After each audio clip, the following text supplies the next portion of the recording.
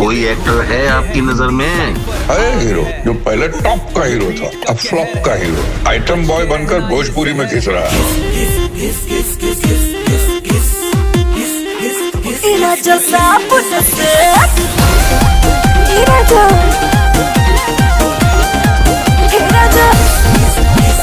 पहिया में धर के पीस लचकी, कुटवा पे काटे जैसे मधुमक्खी।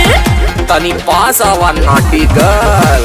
अरे पहिया में भर के पीसे नी चटकी, कुटवा पे काटब जैसे मधुमक्खी।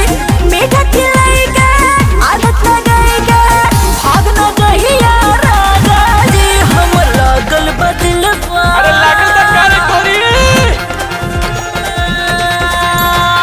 लागल बदलवा पिले बॉय से, रगड़ के नहला दे साबुन से। तोहर लागल बा दिल बा पिले बॉय से, रगड़ के नहला दे तू साबुन से। अरे पूरा चमका दे बेकारे।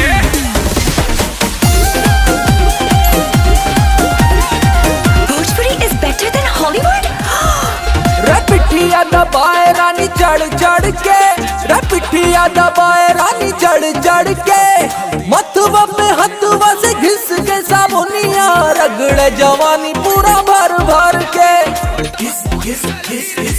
अरे घिसा रानी। पिठिया दबाए रानी चढ़ चढ़ के, पिठिया दबाए